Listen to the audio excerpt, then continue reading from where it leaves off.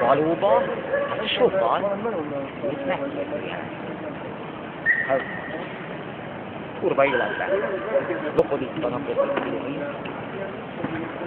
és akkor nagyba itt hirdeted az igét, nem dolgozol semmit. Akkoriban ez Rómában volt, ugye Róma.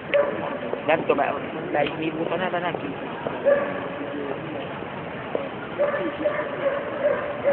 Minek? Rómában Jézus ahol született. Názáret. De hát nem ott szónokult, hanem mit tudom én, valami olajfák hegyén meg faszon tudja. Nem volt rossz az ideológia. Csak a papok elbasztak.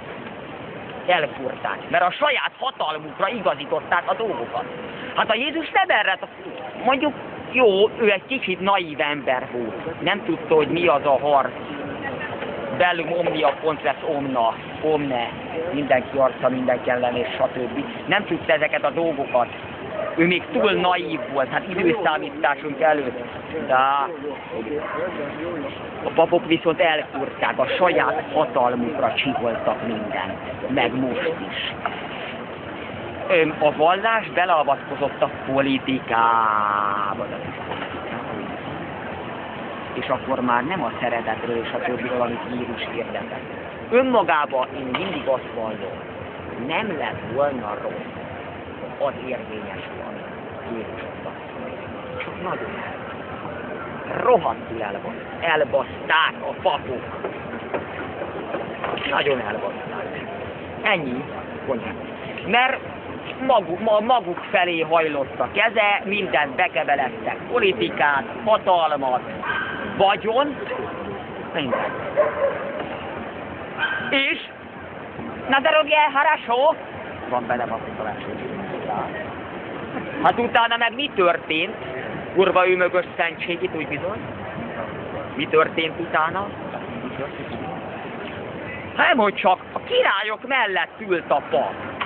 Hát a Jézus az tényleg egy bocskoros, rongyos zsidó volt. Semmi bajom nincs a zsidó. Most már. Most van egy. Rúcsútól lehet, hogy megilletnítsák majd. De egyet elmondok, drága csukorok, valóban. Nem lett volna azzal az ideológiával semmi gond. Tehát semmi gond nem lett volna, hogyha a papok nem ilyen mocskos, önkényuralmi gecik. És tényleg azért, most kérdezem nagyba, keresztény vagy, református vagy akármi, mert van annyi vallás, hogy az nem igaz, egy pap, az miért van, mit tudom én mondjuk, hát vársony meg, mit tudom, nem ezt akartam.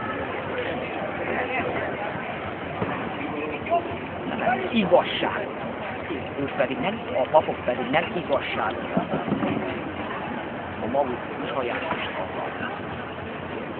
Kérdezem én nagyba! Kurva úristókát, úgy az a nem tudom hányadik Benedek vagy kilapassat. Az miért nem hűl ki rongyba? Miért nem éhezik? Miért nem bőjtül igazán? Mert hamis proféta. És itt most már több ezer éve hamis profétizmus megy. Én akarom gatyába rázni igazándiból most már. A gatyába rázni.